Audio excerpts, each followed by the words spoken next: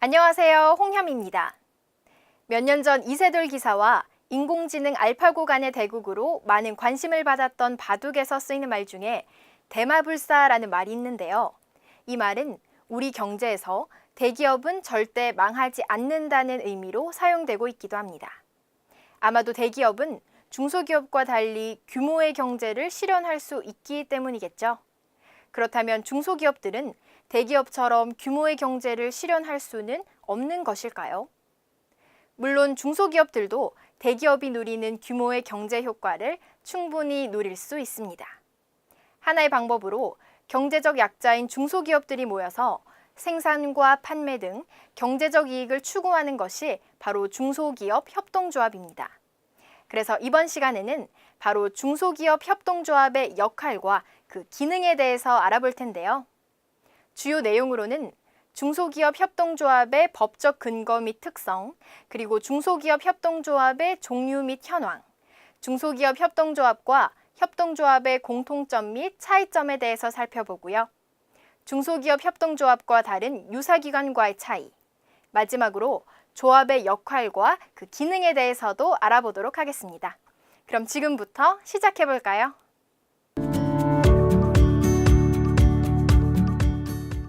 중소기업 협동조합의 법적인 근거를 보면 가장 최고법인 헌법에서부터 관련 내용을 찾아볼 수 있는데요. 제123조에서 국가는 중소기업을 보호, 육성하여야 한다와 국가는 농어민과 중소기업의 자조조직을 육성하여야 하며 그 자율적 활동과 발전을 보장한다고 명시되어 있습니다. 그리고 관련법으로는 중소기업 기본법과 중소기업 협동조합법이 있습니다. 관련법에서 중소기업 협동조합은 중소기업자의 경제적 지위 향상과 국민 경제의 균형 있는 발전을 도모하는 것을 목적으로 하고 있는데요. 자율적으로 조직 설립이 가능하고 또 비영리 특별법인의 성격을 가지고 있다고 규정하고 있습니다. 이렇게 관련법과 규정에서 나타난 중소기업 협동조합의 성격은 법인성, 비영리성, 사단성, 민주성, 그리고 정치적 중립성입니다. 먼저 법인성을 살펴보면 협동조합은 법인이기 때문에 조합원과 별개로 권리와 의무의 주체가 될 수 있는 권리 능력이 있습니다. 그리고 법인의 행위는 현실적으로 자연인을 통해서 할 수밖에 없기 때문에 이사장이 조합을 대표하고 이사장의 행위를 법인의 행위로 간주합니다. 물론 법인으로서의 협동조합이기 때문에 법률과 정관상의 목적 범위 내에서 권리와 의무의 주체가 됩니다.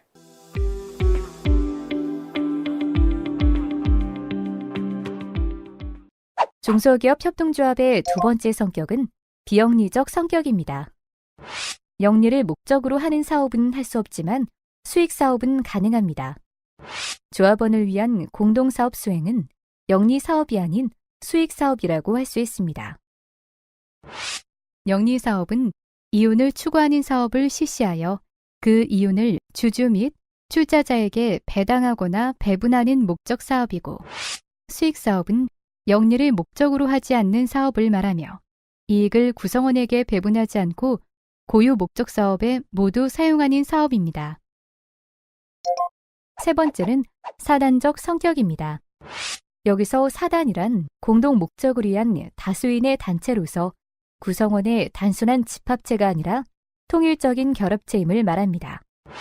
조합이라는 단체와 구성원 사이의 관계에 의하여 결합하고 있으며 단체로서의 성격이 강하여 조합의 의사 형성은 다수결의 원칙에 따릅니다.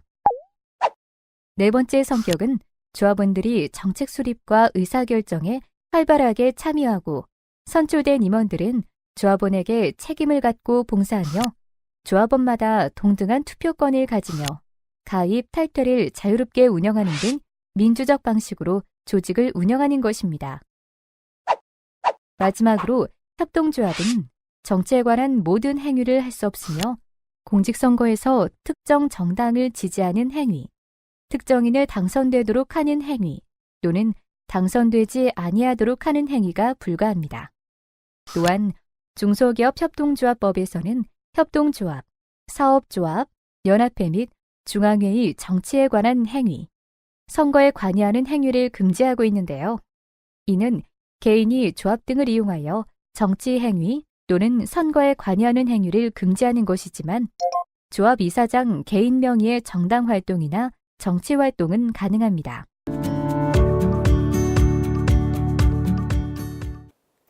중소기업 협동조합의 종류에는 어떤 것들이 있을까요? 크게 4가지로 분류할 수 있습니다. 협동조합, 사업협동조합, 협동조합연합회, 그리고 중소기업 중앙회로 분류할 수 있는데요. 하나씩 살펴보도록 하겠습니다.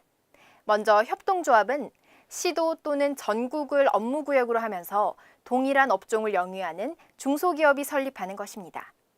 그래서 지역명을 붙인 업종별 협동조합이 되는데요.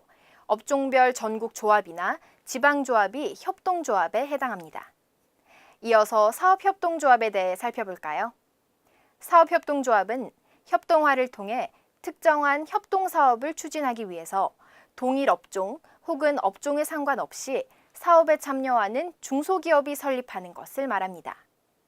지역명이나 업종 또는 사업의 명칭을 붙이며 행정구역에 제한이 없는 것도 특징이고요. 전국사업조합 또는 지방사업조합이 여기에 해당합니다. 협동조합연합회는 행정구역 단위로 구성하고 있는 동일업종 협동조합을 회원으로 하는 협동조직입니다. 전국을 업무구역으로 하는 업종연합회와 행정구역 단위의 지역을 업무구역으로 해서 그 지역 내의 협동조합을 회원으로 하는 지역연합회로 구분해서 조직하게 되는데요. 지역별 업종연합회나 지역연합회가 여기에 해당합니다. 마지막으로 중소기업 중앙회는 전국을 업무구역으로 하는 협동조합 및 협동조합연합회와 중소기업 관련 단체를 회원으로 하는 협동조합과 중소기업의 각 업종을 총괄하여 한계를 설치하여 중소기업자의 이익을 옹호하고 대변하는 역할을 담당하고 있습니다. 현재 중소기업 협동조합의 총 조합수는 935개인데요. 구성 분포를 살펴보면 연합회, 전국조합, 지방조합, 사업조합으로 구성되어 있고 사업조합과 지방조합이 비슷한 수를 이루고 있으며 그 다음으로 전국조합과 연합회 순으로 구성되어 있습니다.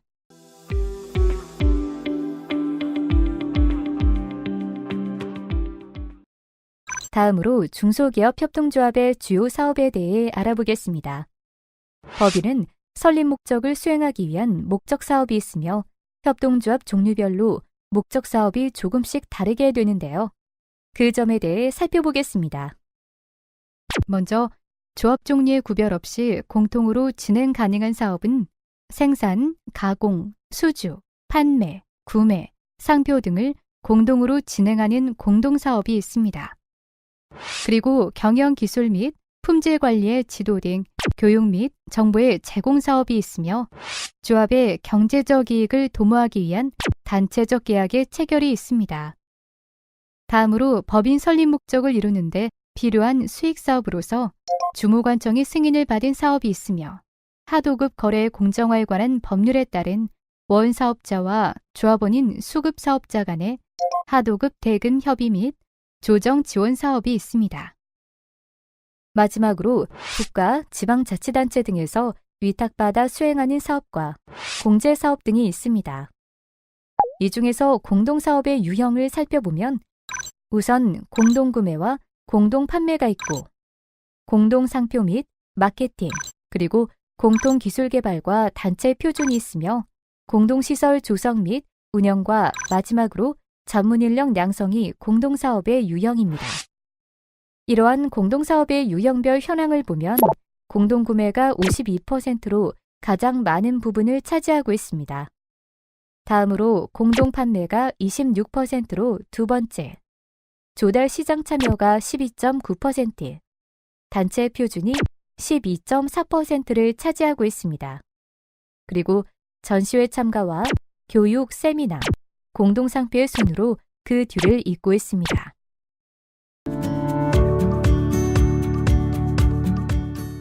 우선 중소기업 협동조합, 즉 기업법과 협동조합 기본법의 공통점에는 어떤 것들이 있는지 알아보겠습니다.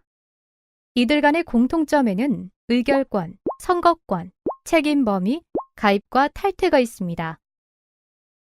먼저 책임 범위에 대해서 살펴보면 중소기업 협동조합법상 협동조합과 협동조합 기본법상 협동조합은 출자액 한도 안에서 책임을 집니다. 의결권과 선거권에서는 중소기업 협동조합법상 협동조합과 협동조합 기본법상 협동조합 모두 출자 지분에 관계없이 1인당 한 표를 행사하게 되고요. 마지막으로 가입과 탈퇴는 두 조합 모두 자유롭게 운영하고 있습니다. 다음으로 중소기업 협동조합법상 협동조합과 협동조합 기본법상 협동조합의 차이점에 대해서 살펴보겠습니다. 중소기업 협동조합법상 협동조합은 설립 방법에서 인가주의를 채택하고 있는데요.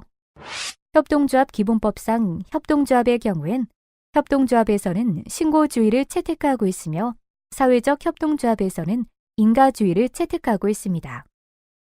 법인격에서의 차이점을 살펴보면 중소기업 협동조합법상 협동조합은 비영리 법인이고 사업자 단체인 반면에 협동조합 기본법상 협동조합에서는 협동조합은 영리 법인으로 사회적 협동조합은 비영리 법인 기업 조직입니다. 계속해서 가입 대상을 살펴보면 중소기업 협동조합은 중소기업자를 대상으로 협동조합은 개인이나 법인 등 자유롭게 가입할 수 있습니다. 종류에서는 어떤 차이점이 있을까요? 중소기업 협동조합법상 협동조합의 종류에는 협동조합, 사업협동조합, 협동조합 연합회, 중소기업 중앙회가 있고 협동조합 기본법상 협동조합의 종류에는 협동조합, 협동조합 연합회, 사회적 협동조합, 사회적 협동조합 연합회가 있습니다.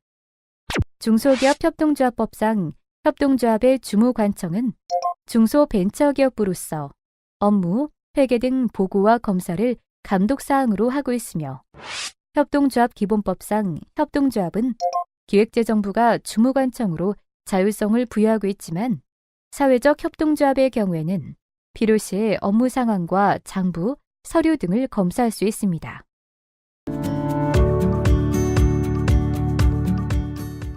중소기업 협동조합과 주식회사와의 차이점은 소유 주체, 이익 대상자, 운영 방식, 배당의 4가지 항목을 통해서 확인할 수 있는데요. 하나씩 살펴보겠습니다.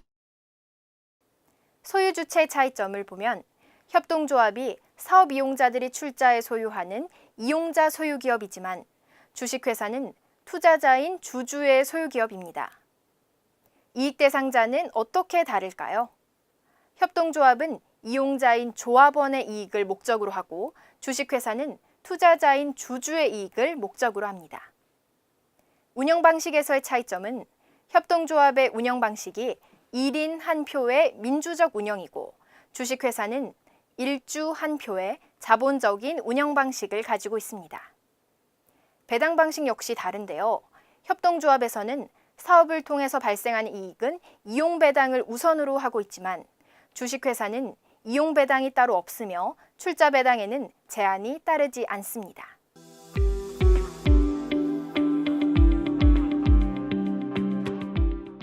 이번에는 회사와 사단법인, 중소기업 협동조합의 주요 항목을 비교하면서 차이점을 알아보겠습니다.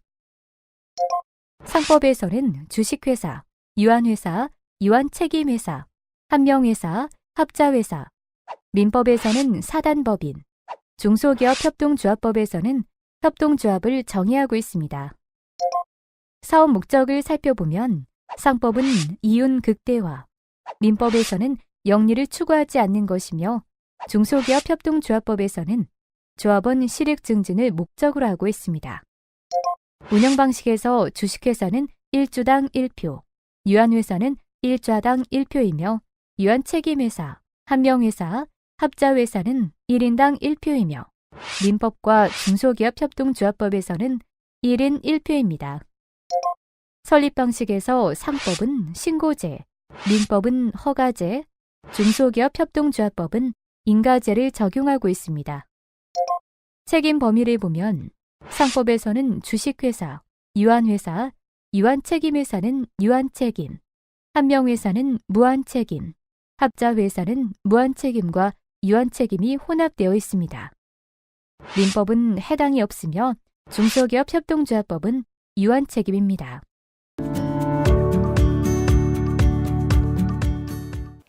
중소기업은 정보화, 국제화 등 외적 요소에 의해 큰 영향을 받고 있는데요. 이와 같은 경영 환경을 극복하고 새로운 발전을 위해서 협동조합을 구성하고 또 상호 협력 및 협조를 통해 사업 경영의 합리화와 경제적 지위 향상을 도모하는 것입니다. 첫 번째 역할은 경영의 합리화인데요.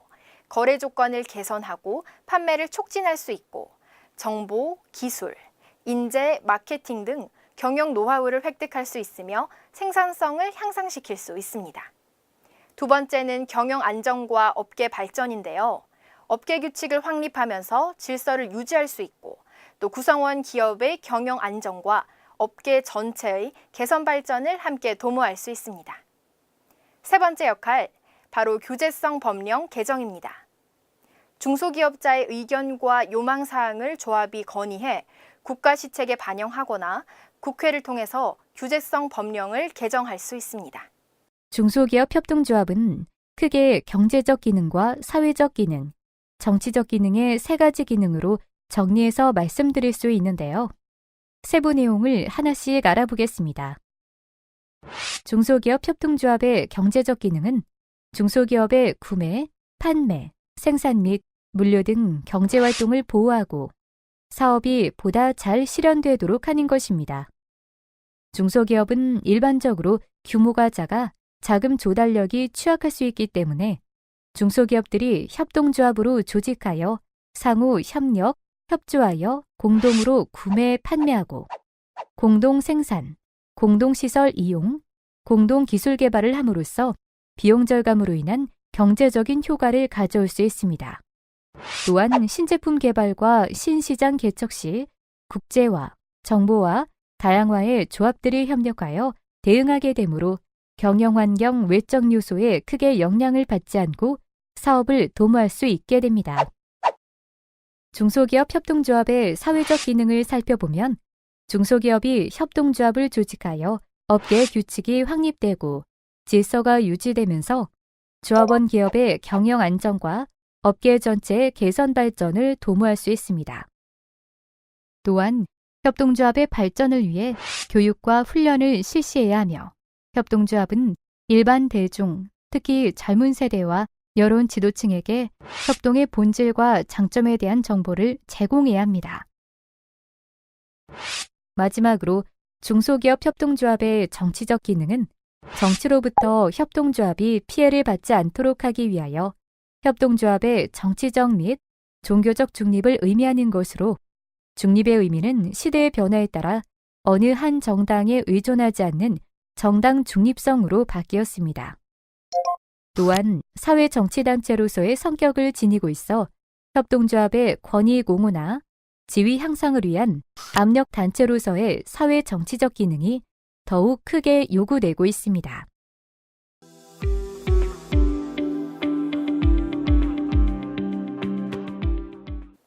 중소기업은 일반적으로 규모가 작기 때문에 자금 조달력과 정보 수집력이 취약하고 기술력이 낮아서 사업 경영상 불리한 입장에 있는 경우가 적지 않습니다.